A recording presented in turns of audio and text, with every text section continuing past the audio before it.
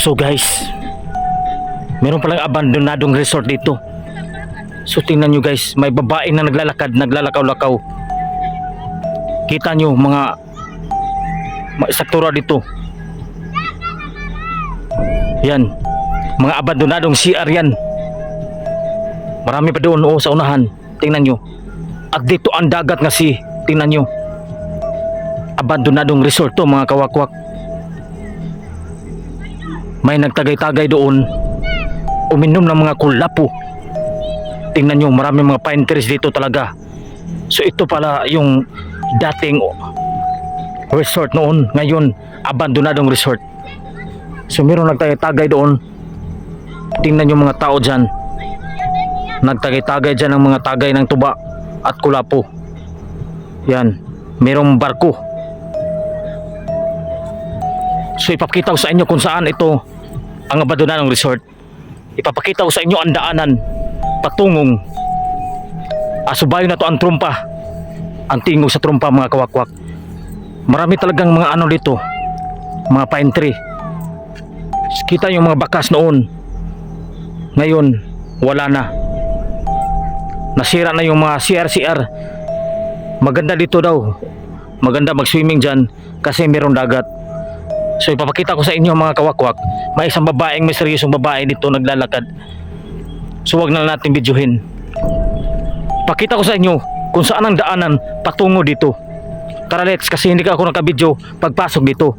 So ngayon na-miss ako kasi mayroon parang abandonadong resort dito. Makikita nyo sa akin daanan pinaglalakaran ko ay naglalakad talaga ako. So tingnan nyo guys, stay tuned lang kayo. Don't change this channel because we will right back. So ito, maraming mga tinik-tinik dito mga kawakwak. Kung kayo dyan, mahihilantan kayo, makaka-fever kayo kasi matinik to at sobrang sobrang ano bang tawag Tagalog sa lalamove. So dito maraming mga alimango mag-swimming dyan, mga mangroves dyan titira yung mga alimango na mayroong alimango. So dito in the pathway. So ito yung pathway patungo dito sa resort. May bata dito na naglalakad kasi mayroong paa. Yan. Maraming mga bato dito kasi mayroong mga stone. At maraming mga syukoy dyan. Basta mga alimango at mga kasag. Mabato ang daanan dito. Kaya mag-ingat kayo. Kung wala kayong tsinelas, masakit sa paa.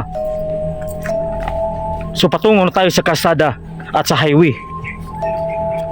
So meron tayong nasa unahan, ang batang naglalakad habang tayo'y nagbibidyo.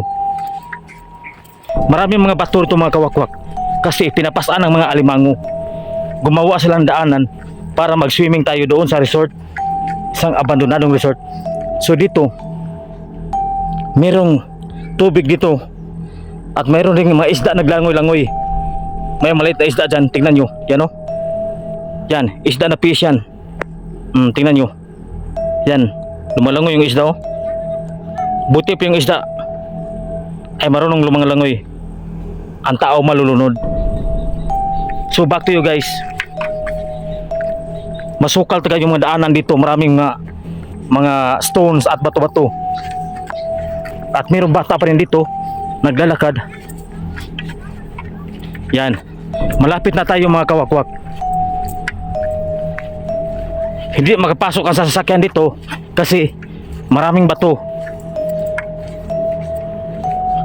Tulad ng sinasabi ko, maraming mga dyan, mga alimango.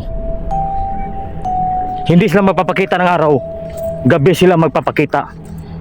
Maraming mga bird dyan, mga bird at mga ibon. Tingnan nyo mga kawakwak.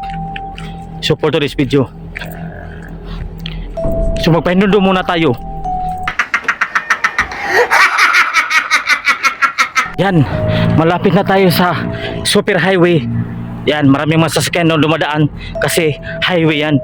At mayroong motor ito nakaparada, mukhang sa akin to, pero isa sa uli ko to kasi mahal ang buwan. Yan, nakita nyo na ang daanan patungo dito sa isang misteryosong resort. At sa tabi ng gilid, maraming mga mangroves. Tingnan nyo.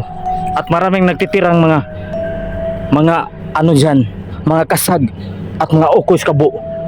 Yan. O kita nyo. Yan. Yan ang daan mga kawakwak. So, nakita nyo na. Hanggang sa muli. Paalam.